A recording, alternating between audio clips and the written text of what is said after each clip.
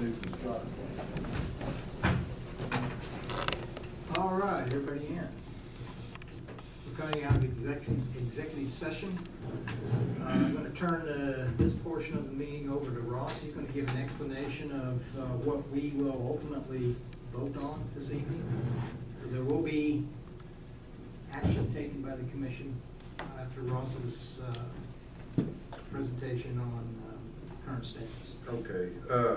Originally, the City Commission approved a $100,000 incentive grant to Parsons Housing LLP, or a forgivable loan for our Parsons Housing LLP as a result of the environmental investigations coming back showing that there was a large amount of asbestos in the facility. They have requested an additional $100,000 incentive. So therefore, I believe you will be making, this motion will be to approve an additional $100,000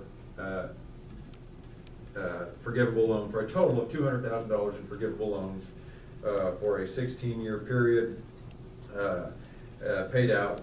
50% of that would be due at Wednesday when they close on the property. 25% would be due halfway through construction. The other 25% of the $200,000 forgivable loan will be paid out when construction is complete. In the alternative, in other words, in lieu of the $200,000 incentive, if the title company that is ensuring title for this purchase by Parsons LLP is willing to allow the receiver to sell the property to the city for up to $165,000, the city would then in turn sell the property to Parsons LLP for $1. So I think we're asking for the motion to do pay the $200,000 forgivable loan, or in the alternative, the city to purchase the property for up to $165,000 and then transfer that to Parsons LLP for $1.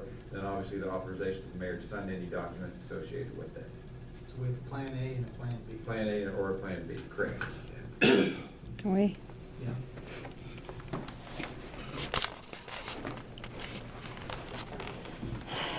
Raven Martinez, Parsons.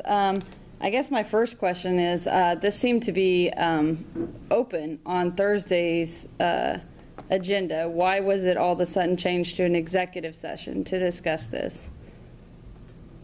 Well, Thursday, Mr. Krsnich wasn't here to go over. I mean, originally, we were going to maybe do the purchase, and that was what was going to be approved on Thursday. And today, it was determined because of the title company that might not be willing to insure title if the city purchased the property, that we were going to have to go back to the $200,000 request, and therefore we were just discussing the financial issues associated with this company in the executive session. Okay, so we went from possibly, the original idea was to increase the incentive from $100,000 to $140,000 by buying the property and giving it to them. You're saying no? No, I think the original incentive was $100,000. And then we went to $140,000. And then we went to, and it was $140 plus fees. Now, there was a little, I say miscommunication. I don't think, we knew the plus fees. City really just kind of estimated the plus fees would not be as much as they were. The fees ended up being approximately $24,000. So it'd be $164,000. I think the city staff was thinking, well, fees would be, $3,000 or $4,000, not a big deal. So, but that's what the thing on Thursday was going to be for, was to do that, because we thought we could do that. We didn't have the information that we needed to do it Thursday. Correct. And when was that information given? During this executive. I mean, it was given to us by staff today, but then it was not given to them till tonight. So they're voting on $200,000 incentive on information they just received in the past 35 minutes or 45 minutes? Yes. not entirely, because some of this information has, there have been, yeah, you're right.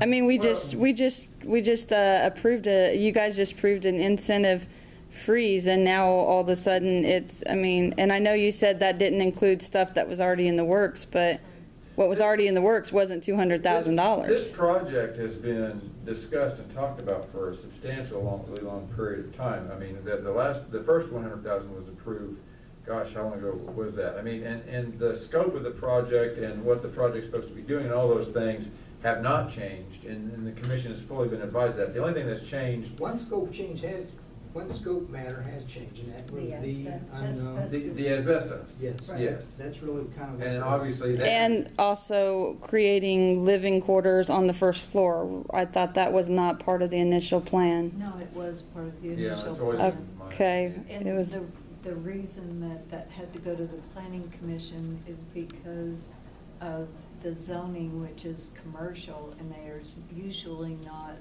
residential allowed in commercial property. So that's why the special use permit to allow the additional living space on the first floor. Okay. And Mr. Krsnich, I mean, he told us about the asbestos problem prior to the increase in the incentive from the original 100 to purchasing the property plus, for the 140 plus the incentives. But, I mean, the $200,000, at least on the staff level, had been discussed before too. So, I mean, really the only thing that was discussed today and Thursday over the course of this was the amount that was gonna be necessary to solve the problem. But the problem itself had been aware of ever since they had the report from asbestos. And you, Bill, any words in your mouth, go ahead. Yeah, I mean, the $200,000 is something that staff and I have talked about for, 30, 45, 60 plus days. The reality is in